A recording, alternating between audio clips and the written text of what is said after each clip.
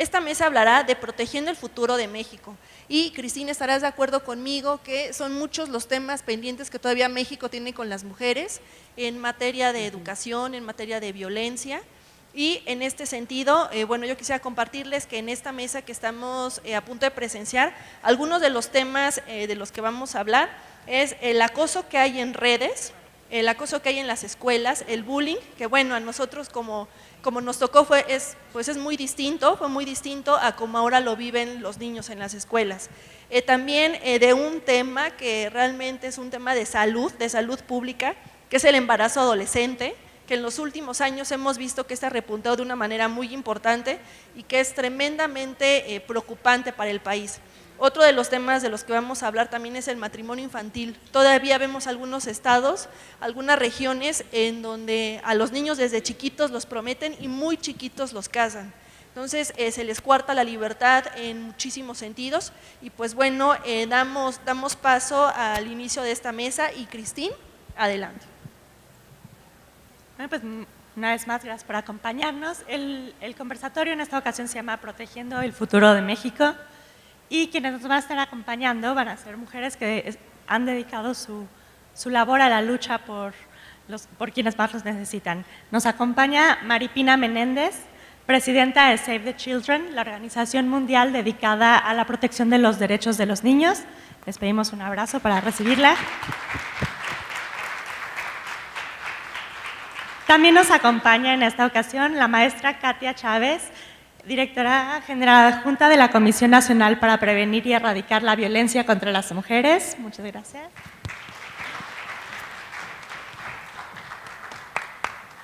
Y se une a la conversación Laura Cruz, que es Group Head Sales de Mastercard México. Quien estará moderando este conversatorio va a ser el editor transmedia de Forbes Latinoamérica, Uriel Naum.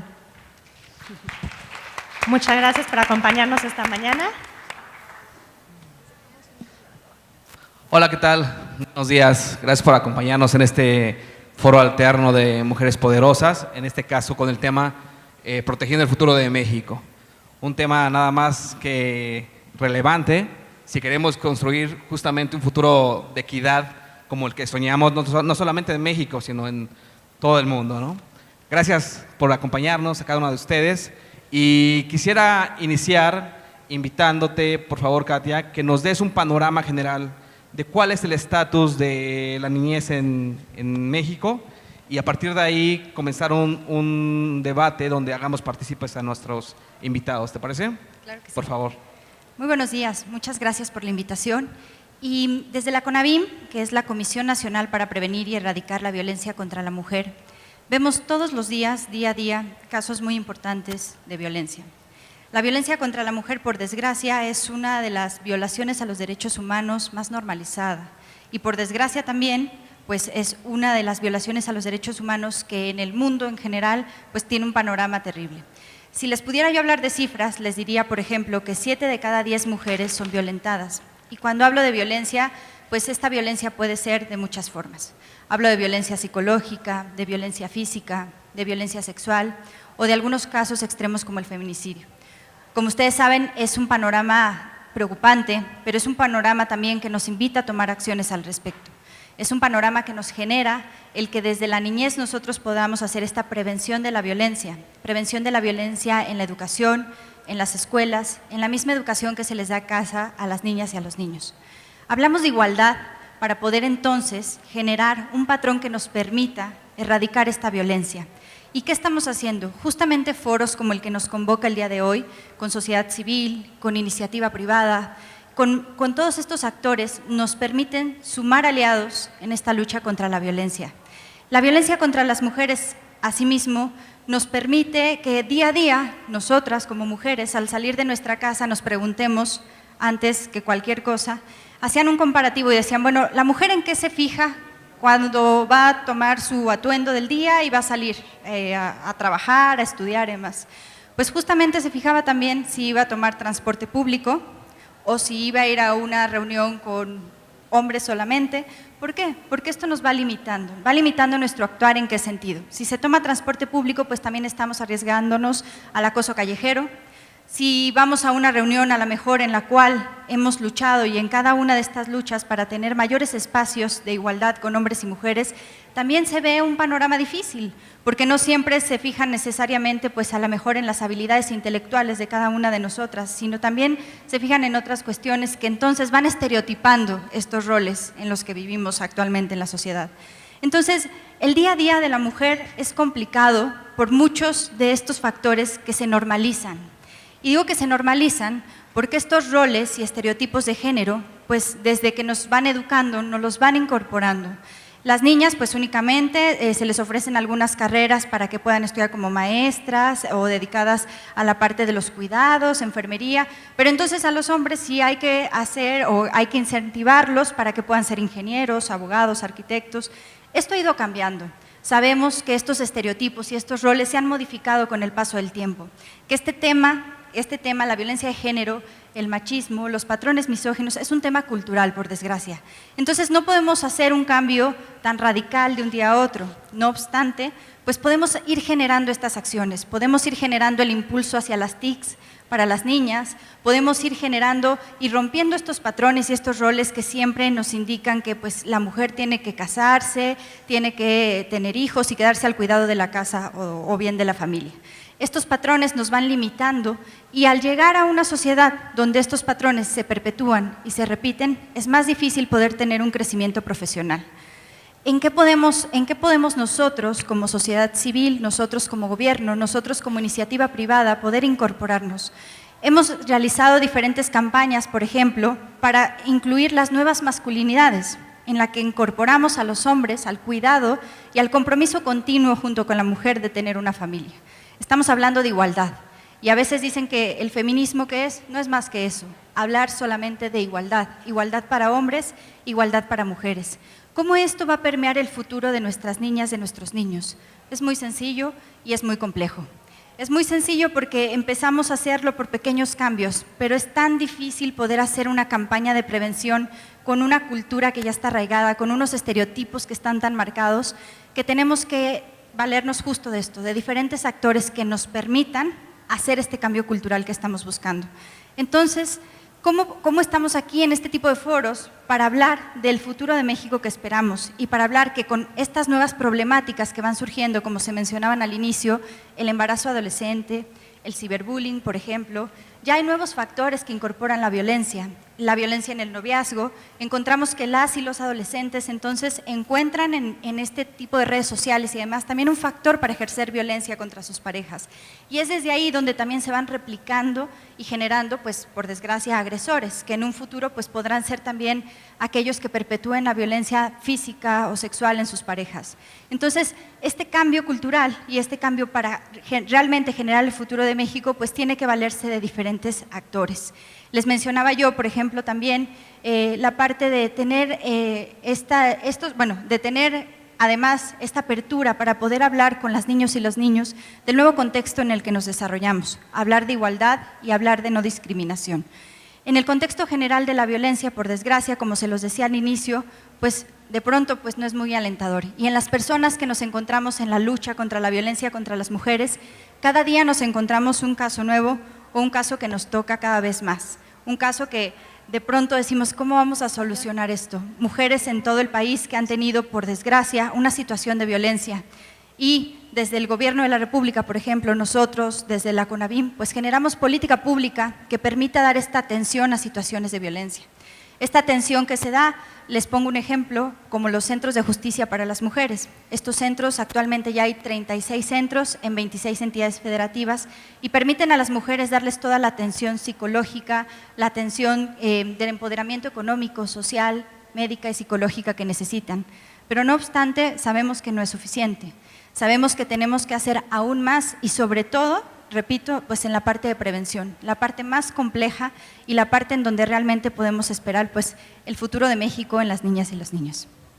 Gracias, Katia. Maripina, desde Save the Children, ¿cuál es el diagnóstico que hay acerca de la niñez en México? ¿Dónde están los puntos álgidos, digamos, que hay que atender rápidamente?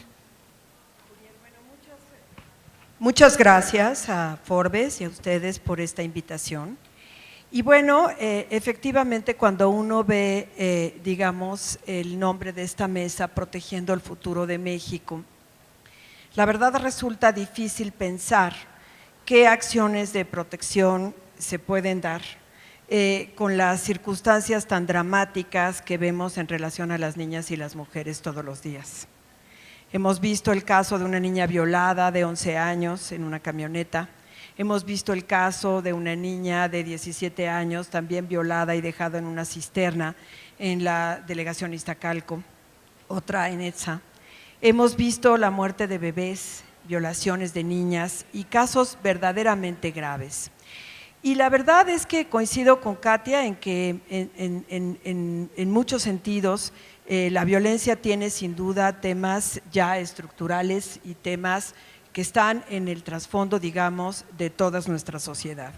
Y quizás un poco para comentar esto, me parece muy importante decirles que hay un contexto y una tendencia global que habla sin duda de un mundo en crisis.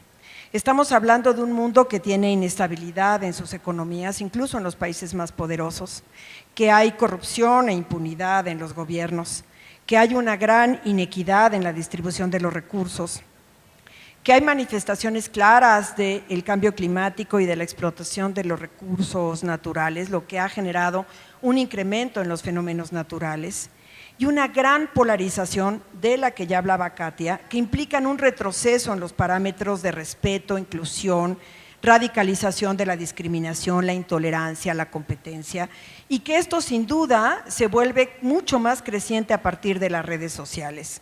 Y esto lleva a un incremento y diversificación de todas las violencias.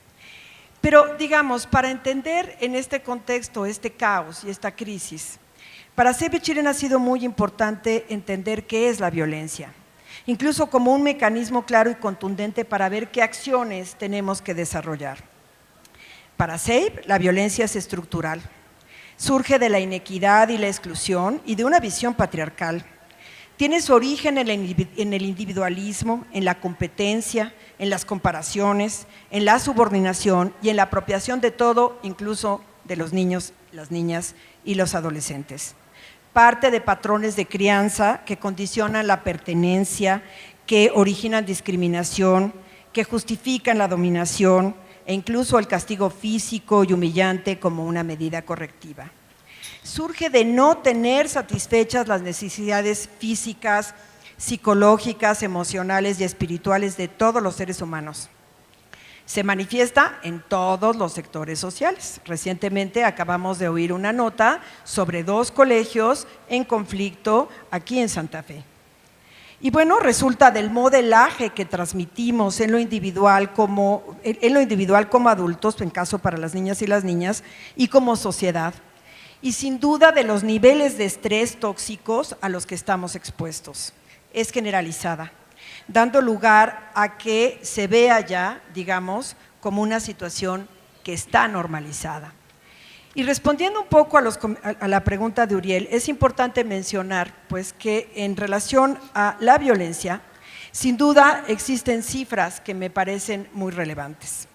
Algunas de ellas hablan de que desde el 2010, en el 2016, México bajó 59 puestos en 7 años, que ocupa el segundo lugar de índice de impunidad en 2015. Y bueno, hay que entender, digamos, que en ese contexto, en México viven 40.26 millones de niños, niñas y adolescentes, y cerca de 20 son niñas y mujeres adolescentes. De ellas, el 54% casi vive en pobreza y el 12% en pobreza extrema. El 62% no tiene seguridad social. 7.5, casi 8% de mujeres menores de 18 años no asiste a la escuela o no cuenta con educación básica obligatoria. El 60% de los 26 millones de estudiantes en primaria han sufrido acoso escolar. 77% de los matrimonios entre adolescentes son en niñas y en 2015, 4 de cada 5 niñas y adolescentes casadas de entre 10 y 15 años lo hacían con personas mayores de 17 años. Y bueno, solamente hay que decir que en 2015 hubo más de 58,000 niñas en un matrimonio infantil. Y con leyes como las que existen en México, en donde en 2 estados existen las dispensas, es decir, excepciones, que son sujetas, digamos, a la revisión y evaluación de un juez, y que eso permite que solo en el 2016 240,000 niñas menores de 16 años obtuvieron la posibilidad de tener un matrimonio infantil. Y como consecuencia de esto, 1 de cada 5 nacimientos se registran en menores de 20 años, captándose un alza de mortalidad materna muy impresionante. Cada año, más de 280,000 niñas de 12 a 18 años dejan sus estudios e interrumpen su vida, su proyecto de vida por embarazo infantil. Bueno, México ocupa el primer lugar de violencia física entre los países de OECD, de homicidios y de abuso sexual con niños menores de 14 años. 7 de cada 10 niñas sufren agresión psicológica o castigo físico, y en México 4 de cada 10 delitos sexuales son contra menores de 18 años. Y las cifras continúan: homicidios, desapariciones. En los últimos años ha habido un crecimiento del 136% de suicidio infantil. Más de 80,000 niñas y niños son explotados sexualmente por internet, y las niñas y los adolescentes en México son las que son más propensas, digamos, para llegar al ciberacoso. Entonces, estos son algunos de los temas que nos hablan del reto tan grande que representa el nombre de esta mesa: proteger el presente y el futuro de México. ¿Qué pasa con los niños? ¿Cuál es el impacto de los niños en relación a esta violencia? Bueno, hay un impacto físico, y ahí se mencionan, lo pueden ver ustedes: dolores de cabeza, estómago, colitis, etcétera. A nivel cognoscitivo también hay serios problemas para los niños, problemas de atención, atención dispersa, alteraciones de memoria. A nivel emocional, hiperactividad, miedo, hostilidad, y en sus prácticas en realidad estamos enfrentándonos con niños y niñas y adolescentes que tienen una baja autoestima, que presentan ausentismo, que tienen una falta de interés por la vida y una incapacidad seria y real para relacionarse con los demás. Creo que esos son, digamos, de los temas más graves, por tocar algunos, sobre los que se está viviendo y está enfrentando nuestra niñez en México y la niñez en el mundo, en un escenario que representa un estrés tóxico muy grave. Creo que a partir de lo que digo, bueno, queda claro que la violencia pone en riesgo las posibilidades de sobrevivencia y desarrollo de los niños y las niñas y los adolescentes, y que es prioritario trabajar por la erradicación de toda forma de violencia en su contra. Y para eso Save the Children le apuesta a generar un cambio, en verdad, de cultura, de conciencia. Se trata de construir una cultura de paz y ternura. ¿Qué pensamos que es importante como Save the Children para hacer en el tema? Bueno, creemos que tenemos que estar orientados a trabajar en las causas y no solo en las manifestaciones. Queremos generar en los niños y en las niñas con los que trabajamos y con la sociedad en general cambios profundos de conciencia y no solo de conducta. Queremos promover que los niños, las niñas, los adolescentes y nosotros mismos en verdad dejemos de perder el miedo a tener contacto con nosotros mismos, volver a recuperar nuestro contacto con la naturaleza, establecer un mecanismo distinto, digamos, de interacción con los demás, pensando sin duda en lo más importante que es el sentido de nuestras vidas, que es el bienestar de nosotros y el bienestar de los demás. Generar una ciudadanía. Estamos convencidos, sin duda, de que debe darse una gran corresponsabilidad en todos los sectores de la sociedad por lo que porque estamos viviendo, y también esto implica una corresponsabilidad de los niños, las niñas y los adolescentes. Y luego, bueno, insistir en que vivimos en un Estado de Derecho, seguir insistiendo y luchando en ese sentido, lograr respuestas que tengan que ver con una perspectiva restitutiva y restaurativa de justicia sobre los temas y los problemas que estamos viviendo. Y bueno, ¿qué hace Save the Children? Estamos tratando de conseguir, de desarrollar permanentemente un trabajo directo con niños y niñas, más de 250 compañeros de nosotros en el territorio nacional en contextos graves y agresivos están tratando de construir espacios seguros y mensajes de esperanza. Tratamos de apoyar a las familias para que finalmente cambien, digamos, esta visión y vean a sus hijos como sujetos de derecho. Planteamos la necesidad de que los niños fortalezcan su identidad, promuevan su pertenencia, su autoprotección, su autocuidado y su capacidad de resiliencia. Sostenemos que un elemento fundamental para el cambio de cultura es la crianza con ternura, la calidez, la cercanía y el amor. Y pensamos que es fundamental que logremos con los niños un mejor manejo de su apropiación y del disfrute de sensación, de pensamientos, de sentimientos y anhelos como una forma fundamental de generar el desarrollo humano.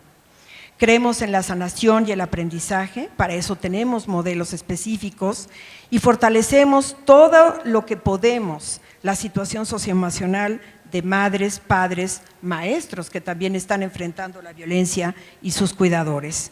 Y bueno, tenemos sin duda un tema muy relevante de incidencia en política pública, en donde Save the Children está desarrollando un trabajo muy intenso y muy importante para la protección de los niños, de las niñas y los adolescentes de este país. Muchas gracias. Gracias, Maripila. Bueno, los datos están ahí, son bastante fríos, escalofriantes, por llamarlo de la mejor manera.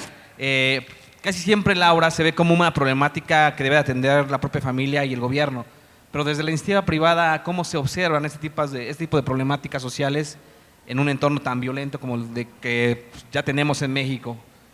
Mira, yo te diría que desde la perspectiva de las empresas consideramos, al menos donde yo laboro, que la responsabilidad de atender la violencia, la iniciativa privada y el entorno laboral tiene un papel fundamental en esto, ¿no? Desde nuestra perspectiva, hay dos temas en los que puedes contribuir. Y uno es qué pasa al interior de una organización, ¿no? Una iniciativa privada, competitiva, que tiene no en su DNA cuidar de estos temas, sino cuidar otros. Y el otro tema es cómo ayudas a tus empleados a tener estos balances de vida.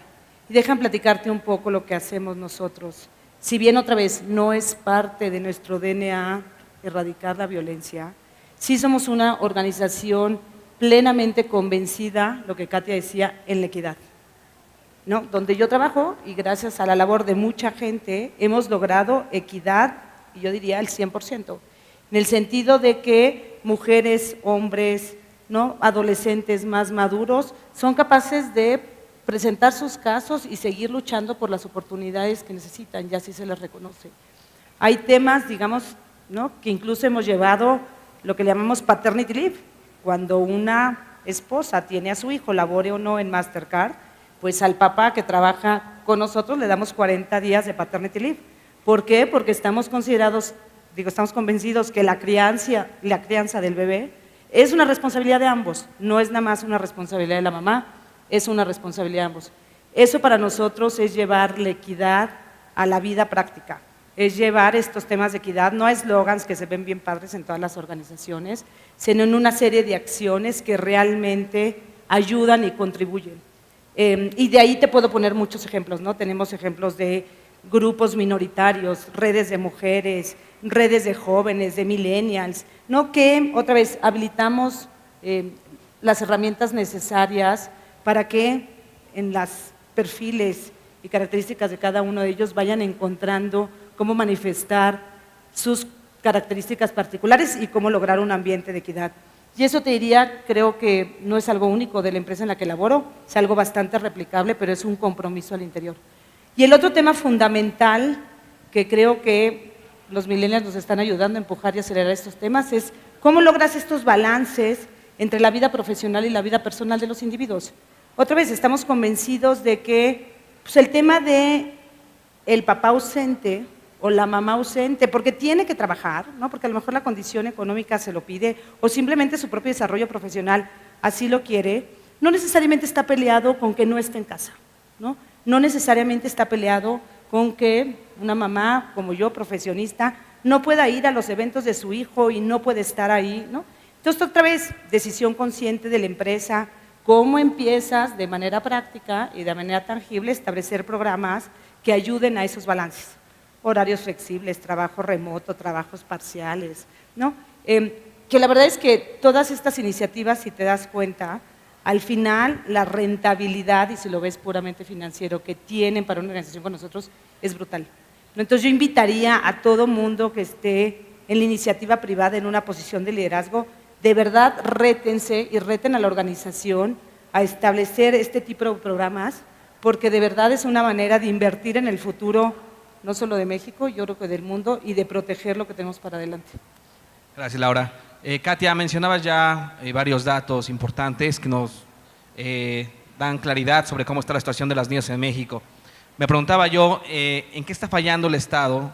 ¿En qué está fallando la propia sociedad, nosotros como padres de familia, para que eso esté replicando y parezca un ciclo más que interminable, incluso creciente, ¿no? Lo vemos en el caso del Estado de México, uno de los estados con mayor feminicidios, no solamente en México, sino en toda Latinoamérica, donde no hay respuestas contundentes ni políticas públicas que parezcan atender esto. Y lo vemos en cuestiones como los protocolos, cuando una mujer es violada, abusada sexualmente, quien llega a atenderla son policías hombres, llegan a tocarla, llegan, ¿qué te pasó? Cuando los protocolos internacionales marcan que deben de ser mujeres quienes atiendan a otras mujeres, que hay que tener mucho cuidado con la forma en que se traslada un ministerio público, el acompañamiento, etcétera. Pero vamos, ante esa ausencia, digamos, de normatividades, de protocolos, ¿qué hay que hacer, qué hay que comenzar a hacer desde las ONGs, desde la sociedad civil, para comenzar a cambiar esta realidad tan severa? Sí, sin duda, como lo mencionaba en mi intervención inicial, el tema de violencia contra la mujer es un tema que nos preocupa, ¿no? Pero además también nos ocupa. Desde la CONAVIM hemos generado políticas públicas muy específicas justamente para la atención de mujeres en situación de violencia. Mencionaba yo en la intervención anterior que tenemos los centros de justicia para las mujeres.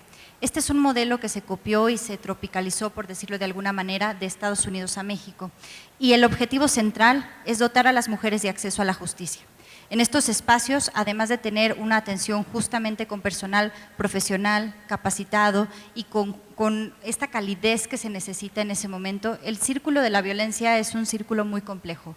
La mujer que está en el círculo de violencia es muy difícil que a veces hasta ella misma pueda detectarlo. Cuando ya llegamos a cuestiones más delicadas o más graves, como son la violencia física o el abuso sexual, pues claramente ella de pronto puede llegar a reconocer que ha sido violentada, pero no en todos los casos ocurre así. Cuando llegan a estos espacios son atendidas por personal profesional que va a entender, número uno, y les va a decir, no estás sola. Aquí vas a tener un espacio para que puedas tener un lugar donde tus hijas y tus hijos también van a estar seguros, donde te vamos a dar la atención psicológica, la atención física y el empoderamiento social y económico que necesitas. Es un problema muy difícil de erradicar porque, como lo mencionaba anteriormente, pues es un problema que se normaliza. Entonces vemos que la violencia está, pero la violencia no es normal. O sea, el que la pareja de estas mujeres les indique cómo vestirse, a dónde ir, cuestiones de celotipia, de seguimiento en redes sociales, no es normal, pero no es sencillo que ellas mismas lo entiendan y mucho menos que el agresor pueda ser consciente de esto. Y se van replicando estos factores y tenemos aquí casos posteriores de violencia transgeneracional, como ya lo mencionaba Maripian, claramente son niños y niñas que ven estas situaciones de violencia y posteriormente las replican. Y las replican en su pareja, las replican en los colegios, las replican con sus compañeros y esta violencia pues claramente va de generación en generación. Es un fenómeno complejo, pero que estamos atendiendo por medio de estos centros de justicia que te mencionaba, con políticas públicas de atención enfocadas para erradicar la violencia contra las mujeres. Y lo que yo te decía, no es tan fácil y es un camino complicado. Cada día tenemos un caso diferente, cada día tenemos una mujer con un caso más complejo que tenemos que volcar ahí todas las acciones y justamente generar políticas de prevención, que es lo que más nos falta. Tenemos muy poca política de prevención y con campañas no vas a lograr hacer un cambio cultural tan fuerte. Entonces sí creo que hay un componente educativo, sí hay un componente que estamos trabajando ya también con Secretaría de Educación Pública para incluir desde los libros de texto, por ejemplo, algo tan sencillo como el lenguaje incluyente. el que se visualice a la mujer en un tema de las niñas y los niños, no nada más es una cuestión del lenguaje, sino es una cuestión justamente de visibilizar a la mujer y de hacer valer esta igualdad de la que hablamos. Entonces, creo que tenemos que continuar trabajando en un tema justo de prevención, de educación y de impulso, como lo decía, por ejemplo, a este cambio cultural hacia las niñas, hacia los niños, hacia el interior de las familias. Gracias. Le quiero preguntar a las tres, ¿qué hacer con este tema del ciberbullying, al que se le adjudican, por cierto, muchos de los suicidios de niñas que son acosadas a través de Facebook, Internet, por sus propios compañeros, que las exhiben de muchas maneras, ¿no? ¿Qué hacer con este mundo que cada vez es más abierto, que cada vez vemos a niñas de 5 o 6 años ya con un teléfono en la mano, ingresando a YouTube, ingresando a Facebook, a Twitter o a Instagram, a donde quiera que sea, exponiéndose a ese tipo de acoso? ¿Qué hay que hacer? ¿Cómo podemos atender esta situación tan adversa? Bueno, Muriel, lo mencioné un poco en mi exposición, creo, pero me parece muy importante tu pregunta. Bueno, creo que uno de los aspectos más importantes es empezar por uno mismo, como persona, como madre de familia, como padre de familia, como persona, ¿no? En el sentido de empezar a hacer conciencia realmente de lo que está pasando en el mundo y de lo que pasa en nuestro país, ¿no? Digo, simplemente toco un dato, hoy es el Día Internacional de Refugiados y hay 65 millones de refugiados, no hay nada que festejar, son miles de millones de personas, nunca en la vida había habido esta cantidad de refugiados que huyen, ¿de qué creen? De la violencia. Entonces, la violencia está en uno mismo de entrada, ese es un proceso que uno tiene que reconocer, que uno tiene que identificar, que uno tiene que tener claro, que uno tiene que perdonar y que uno tiene que trabajar con resiliencia y asumir desde esa lógica una actitud de conciencia de cambio. Creo que ese es un primer punto de partida muy importante. El segundo que menciona Katia, y es donde nosotros le hemos apostado, es a un tema de trabajar desde los orígenes.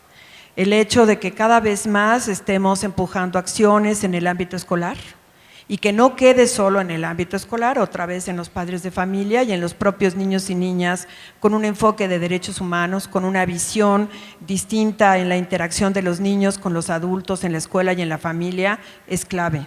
A eso nos referimos con empezar a tener un cambio de conciencia y no solo de conducta y de comportamiento. El asunto de generar cada vez más conciencia social. Todo mundo nos quejamos, todo mundo vemos con tristeza, algunos de nosotros en verdad con mucha impotencia por la cantidad de casos que tenemos que ver y que nos tocan apoyar, en verdad impotencia, de la incapacidad del gobierno. Pero tenemos pocas reacciones en la corresponsabilidad.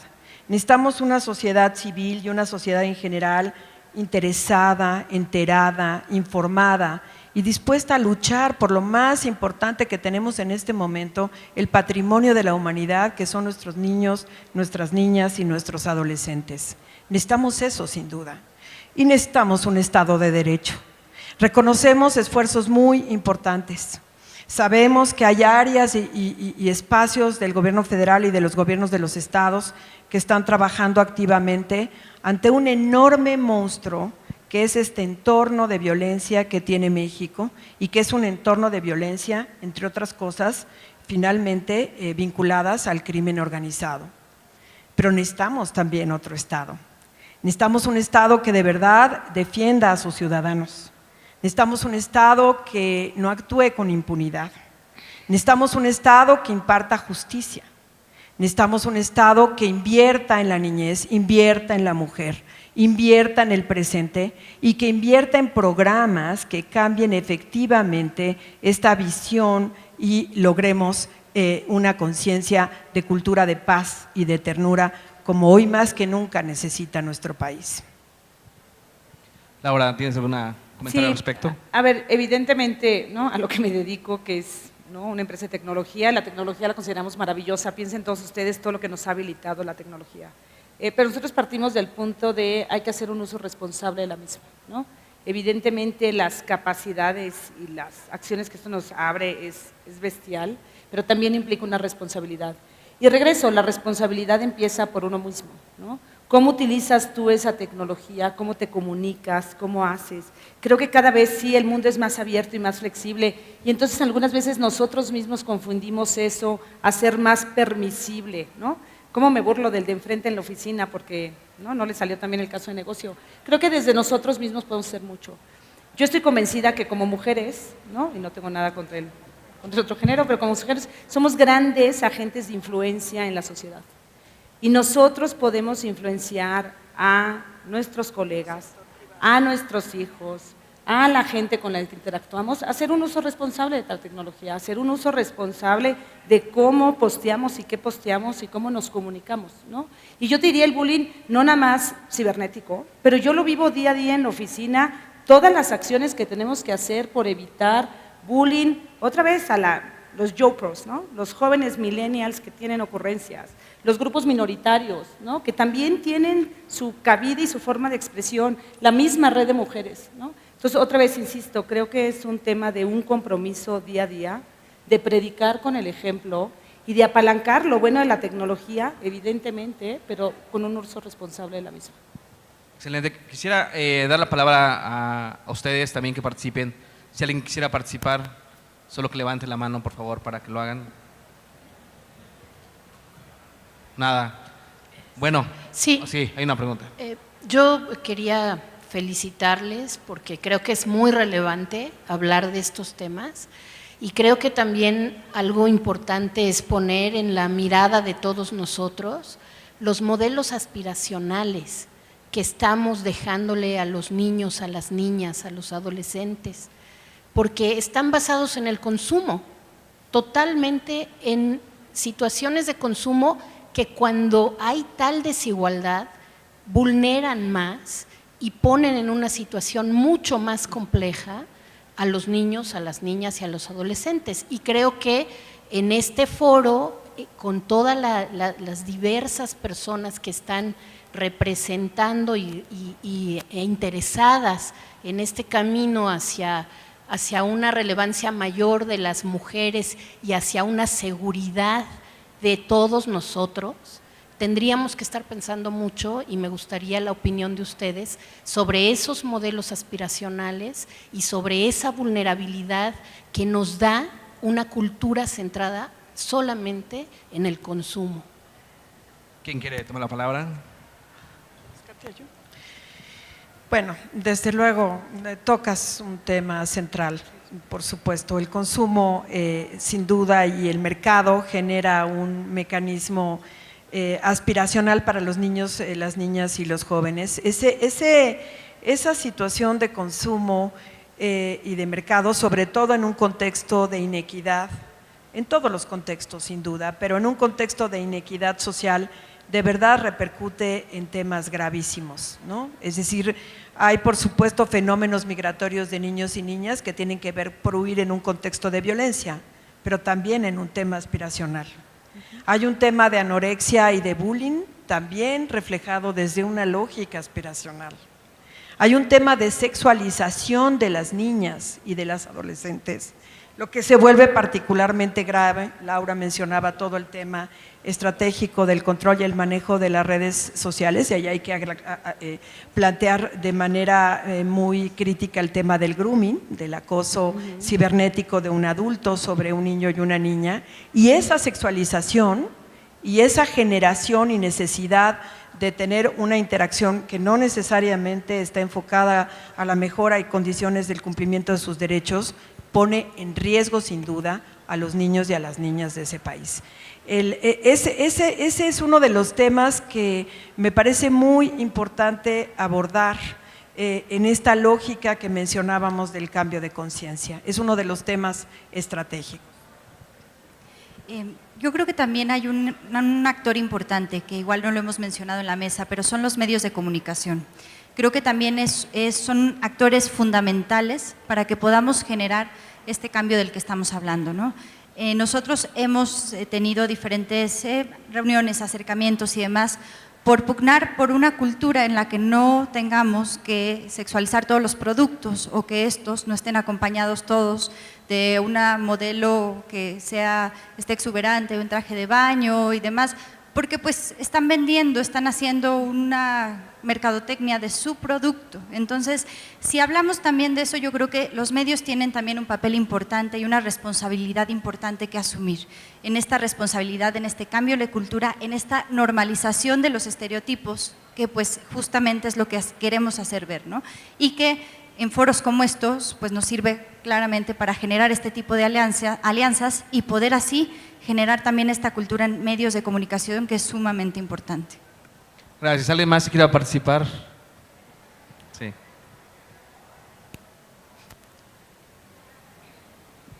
Hola, ¿qué tal? Soy Camila Payares del Club de Niños y Niñas.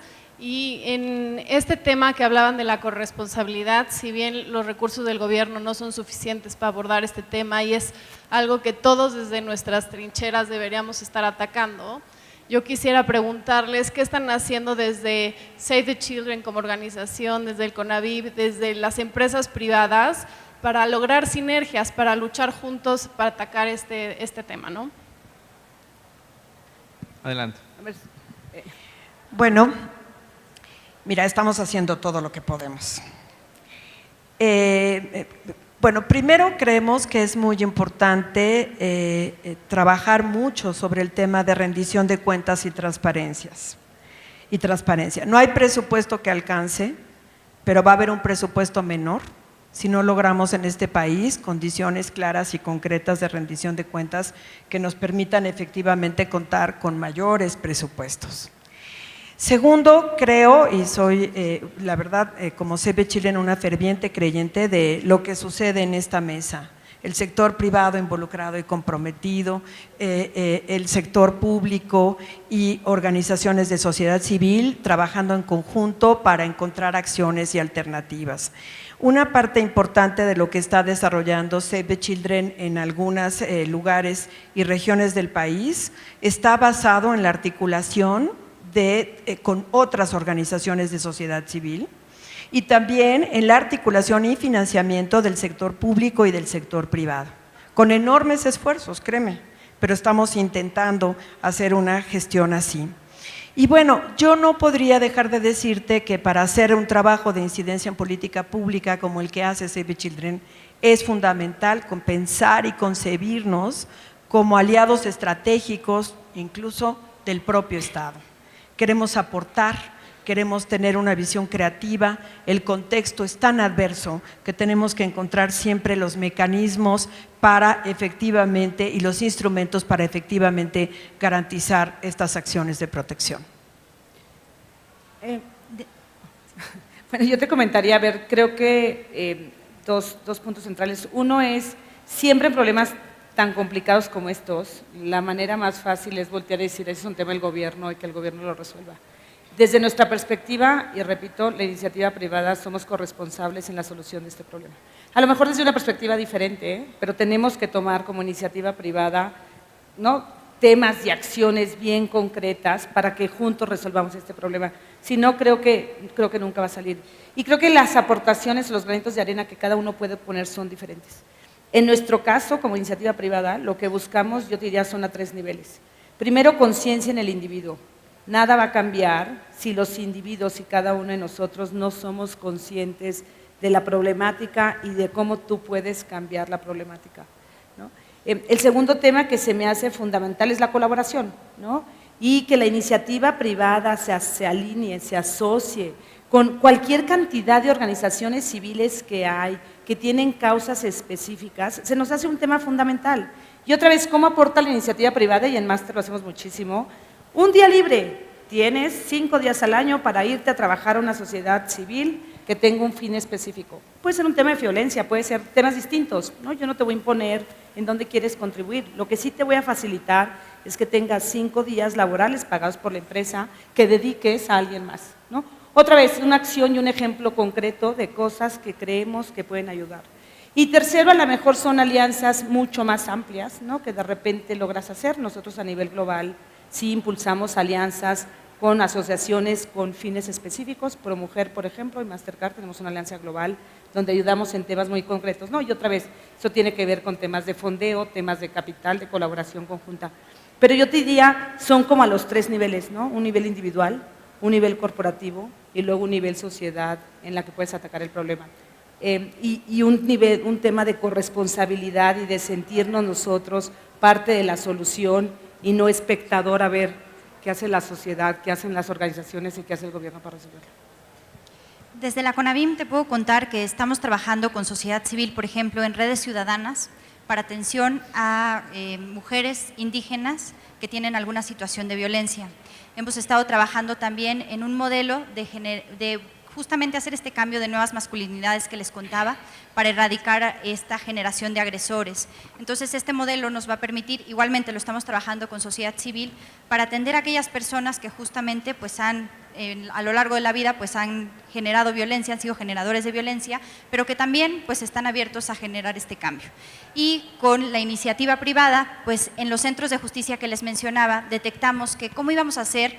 Una mujer a veces, les contaba yo, es muy difícil que salga de ese círculo de violencia porque tampoco tiene otra opción económica.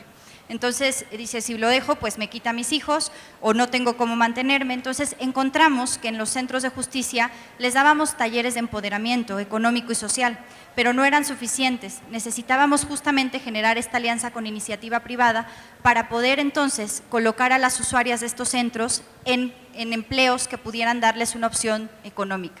Entonces, estamos por firmar convenios con Cabify, con Uber, con Cinépolis, para que justamente se capacite a las usuarias de los centros, se les dé una opción duradera de trabajo y posterior a esta capacitación pues ya puedan tener una opción real de empleo. Siempre estamos abiertos justamente a generar estas alianzas con iniciativa privada porque, como lo mencionabas, ¿no? Muchas veces pues no hay presupuesto que alcance y además hay herramientas que sociedad civil o iniciativa privada tiene que complementan el trabajo del sector público y que es justamente uno de nuestros principales objetivos. Muy bien, había una pregunta final de la parte de atrás.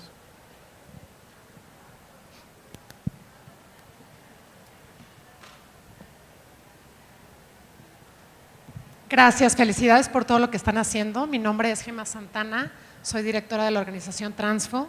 Apoyamos al tercer sector a escalar su impacto en otras comunidades. Entonces, algo que nos ha llamado mucho la atención es ver que muchas de las organizaciones que trabajan con niños, con mujeres, con diferentes causas, a veces trabajan en comunidades de forma aislada. Ustedes de manera directa han trabajado en una comunidad, en este caso con Save the Children, apoyando a niños de la mano con otras organizaciones que trabajan con mujeres, es decir, se han creado un pipeline de diferentes causas para ayudar a una comunidad en específico a resolver estos temas, porque a veces trabajamos un elemento y descuidamos otros, nos vamos y sigue creciendo el problema. Y se ha dicho que hace 30 años si México hubiera trabajado con las mujeres y los niños de una manera mucho más profunda, no tendríamos los niveles de violencia que estamos teniendo actualmente. Sí, tienes toda la razón, coincido contigo y nosotros estamos trabajando en varios municipios de la Ciudad de México y otros lugares con organizaciones de mujeres con las que estamos tratando de empoderarlas y generar mejores mecanismos de gestión institucional y que trabajan en centros de desarrollo infantil comunitarios. Y esto lo hacemos en por tocarte, un programa que me parece muy emblemático y muy exitoso en el sentido de esta pinza que tiene que tener el trabajo con las mujeres y con los niños. Sí lo estamos haciendo. Y encantados compartimos la experiencia, con mucho gusto. Y había una última pregunta ya. Ruth, si me ayudas. Está levantando la mano desde mucho. Tiene varios minutos. Por favor.